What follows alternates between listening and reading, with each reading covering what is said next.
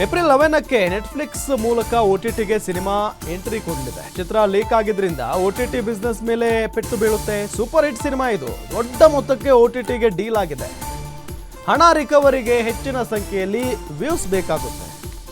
ಆದರೆ OTTಗೆ ಬರೋ ಮುನ್ನವೇ ಆನ್ಲೈನ್ನಲ್ಲಿ ಲೀಕ್ ಆಗಿ ಹೋಗಿದೆ ಈಗ ಸಿನಿಮಾ. ಪೈರಸಿ ತಡೆಗೆ ಆಗಸ್ಟ್ ಎಂಟರ್ಟೈನ್ಮೆಂಟ್ ಸಂಸ್ಥೆಗೆ ನೀಡಲಾಗಿದೆ. ಮತ್ತೆ ಜೋರಾದ ಸಿನಿಮಾ ಪೈರಸಿ ಅಬ್ಬರ. ಈಗ ಚಾವಾ ಈ ವರ್ಷ ಅದ್ಭುತವಾಗಿ ಪ್ರದರ್ಶನ ಕಂಡಿರುವಂತಹ ಒಂದು ಸಿನಿಮಾ ಇದು. ಸಂಭಾಜಿ ಜೀವನಾಧಾರಿತ ಸಿನಿಮಾ. ಈ ಸಿನಿಮಾ ಈಗ ಪೈರಸಿ ಆಗಿದೆ. ವಿಕ್ಕಿ ಕೌಶಲ್ ಮತ್ತು ನಟಿ ರಶ್ಮಿಕಾ ಮಂದಣ್ಣ ಅಭಿನಯದ ಚಿತ್ರ ಇದು. ಪ್ರಧಾನಿ ಮೋದಿ ಕೂಡ ಈ ಸಿನಿಮಾಗೆ ಮೆಚ್ಚುಗೆಯನ್ನು ಸೂಚಿಸಿದ್ರು. ಬಾಕ್ಸ್ ಆಫೀಸ್ನಲ್ಲಿ 562 ಕೋಟಿಗೂ ಅಧಿಕ ಕಲೆಕ್ಷನ್ ಕೂಡ ಮಾಡಿದೆ ಈಗಾಗಲೇ. ಇನ್ನು OTTಯಲ್ಲಿ ಅಬ್ಬರಿಸೋ ಹೊತ್ತಲ್ಲೇ ಪೈರಸಿ ಕರಿಚಾಯೆ ಮೂಡಿರೋದು. ಏಪ್ರಿಲ್ 11ಕ್ಕೆ ನೆಟ್ಫ್ಲಿಕ್ಸ್ ಮುಖೇನ OTTಗೆ ಸಿನಿಮಾ ಎಂಟ್ರಿ ಕೊಡಬೇಕಾಗಿತ್ತು. ಚಿತ್ರ ಲೀಕ್ ಆಗಿದ್ರಿಂದ OTT ಬಿಸ್ನೆಸ್ ಮೇಲೆ ದೊಡ್ಡ ಮಟ್ಟದ ಹೊಡೆತ ಆಗುತ್ತೆ. ಸೂಪರ್ ಹಿಟ್ ಸಿನಿಮಾ ದೊಡ್ಡ ಮೊತ್ತಕ್ಕೆ ಈಗಾಗಲೇ OTTಗೆ ಡೀಲ್ ಕೂಡ ಆಗಿದೆ. ಇಂತಹ ಸಂದರ್ಭದಲ್ಲಿ ಪೈರಸಿ ಆಗಿರೋದು. ಡೀಟೇಲ್ಸ್ ಕೊಡ್ತಾರೆ ನಮ್ಮ ಫಿಲಂ ರಿಪೋರ್ಟರ್ ಚೇತನ್. ಚಾವಾ ಸಿನಿಮಾ ಈ ವರ್ಷದ ದೊಡ್ಡ ಸಿನಿಮಾಗಳಲ್ಲಿ ಒಂದು ಮತ್ತು ಅದ್ಭುತವಾಗಿ ಪ್ರದರ್ಶನ ಕೂಡ ಕಂಡಿದೆ. ಈ ಸಿನಿಮಾ ಈಗ ಪೈರಸಿ ಆಗಿದೆ ಅನ್ನೋದು ಗೊತ್ತಾಗ್ತಾ ಇದೆ. ಡೀಟೇಲ್ಸ್ ಕೊಡ್ತಾ ಹೋಗೋದಾದ್ರೆ. ಹೌದು, ಅಬ್ಬರದ ಪೈರಸಿ ಅಂದ್ರೂ ತಪ್ಪಾಗಲ್ಲ. ಯಾಕಂದ್ರೆ ಆಗಾಗ ಈ ಒಂದು ಪೈರಸಿಯ ಸುದ್ದಿಗಳು ಕೇಳಿ ಬರ್ತಾನೆ ಇರುತ್ತೆ. ಈಗ ಮತ್ತೆ ಈ ಒಂದು ಪೈರಸಿಯ ಅಬ್ಬರ ಇಂಡಿಯಾದಲ್ಲಿ ಒಂದು ಅಲೆಯ ಮುಖಾಂತರ ಬರ್ತಾ ಇರ್ತಕ್ಕಂಥದ್ದು. ಯಾವ ಮುಖಾಂತರ ಅಂದ್ರೆ ಚಾವಾ ಸಿನಿಮಾ ಲೇಟೆಸ್ಟ್ ಆಗಿ ರಿಲೀಸ್ ಆಗಿ ಬಾಕ್ಸ್ ಆಫೀಸ್ ನಲ್ಲಿ ಸಾಕಷ್ಟು ಅಬ್ಬರ.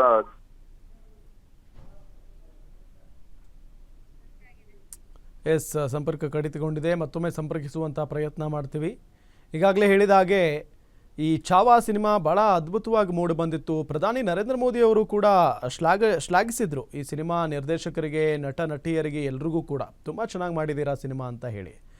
ಆದರೆ ಈ ಸಿನಿಮಾ ಇನ್ನೇನು ಏಪ್ರಿಲ್ 11ಕ್ಕೆ ನೆಟ್ಫ್ಲಿಕ್ಸ್ನಲ್ಲಿ ರಿಲೀಸ್ ಆಗಬೇಕಾಗಿತ್ತು. ಅಷ್ಟರಲ್ಲಿ ಈ ಪೈರಸಿ ಆಗಿಬಿಟ್ಟಿದೆ.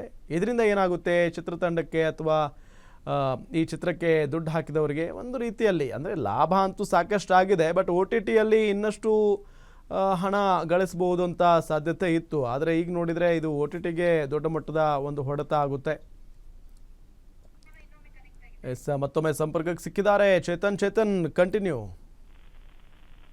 ಪೈರಸಿ ವಿಚಾರಕ್ಕೆ ಸಂಬಂಧಪಟ್ಟಂತೆ ಈಗ ಮತ್ತೆ ಚಾವಾ ಸಿನಿಮಾದ ಮೂಲಕ ಪೈರಸಿಯ ಒಂದು ಅಬ್ಬರ ಕಂಡು ಬಂದಿರತಕ್ಕಂಥದ್ದು. ಆಗಾಗ ಪೈರಸಿಯ ಸುದ್ದಿಗಳು ಕೇಳಿ ಬರ್ತಾನೆ ಇರುತ್ತೆ. ಆದ್ರೆ ಈ ಒಂದು ಬಾಕ್ಸ್ ಆಫೀಸ್ ನಲ್ಲಿ ಕೊಳ್ಳೆ ಹೊಡೆದಿರ್ತಕ್ಕಂಥ ಸುಮಾರು 600 ಕೋಟಿಗೂ ಅಧಿಕ ಹಣ ಗಳಿಸಿರ್ತಕ್ಕಂಥದ್ದು ಬಾಕ್ಸ್ ಆಫೀಸ್ ನಲ್ಲಿ.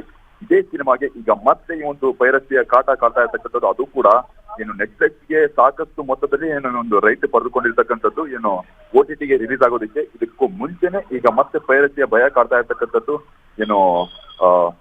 ಈ ಒಂದು ಪೈರಸಿ ಆಗ್ಬಾರ್ದಂತಾನೆ ಆಗಸ್ಟ್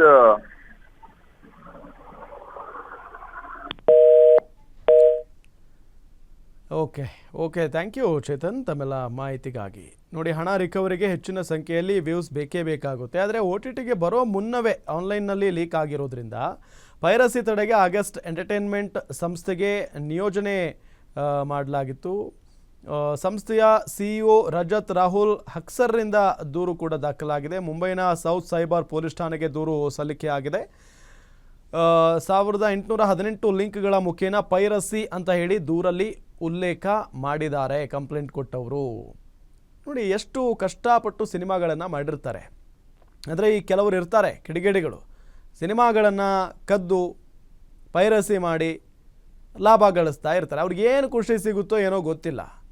ಚಾವಾ ಸಿನಿಮಾ ಇಡೀ ದೇಶವೇ ಮೆಚ್ಚಿರುವಂಥ ಒಂದು ಸಿನಿಮಾ, ಪ್ರಧಾನಿಗಳು ಮೆಚ್ಚಿರುವಂಥ ಒಂದು ಸಿನಿಮಾ.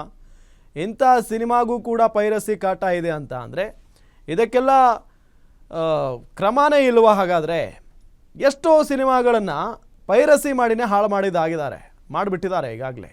ಇದೆಲ್ಲದರ ನಡುವೆ ಈ ಒಂದು ಸಿನಿಮಾ ಕೂಡ ಇನ್ನೇನು OTTಗೆ ಲಗ್ಗೆ ಇಡಬೇಕು ಅನ್ನೋ ಅಷ್ಟರಲ್ಲಿ ಪೈರಸಿ ಮಾಡಿ ಸಿನಿಮಾದವರಿಗೂ ಕೂಡ ತೊಂದರೆ ಕೊಟ್ಟಂಗಾಗಿದೆ. ಜೊತೆಗೆ ಆ ಸಂಸ್ಥೆ ಏನು ಖರೀದಿ ಮಾಡಿತ್ತಲ್ಲ ಈ ಒಂದು ಸಿನಿಮಾವನ್ನು, ಆ ಸಂಸ್ಥೆಗೂ ಕೂಡ ದೊಡ್ಡ ಮಟ್ಟದ ಹೊಡೆತ.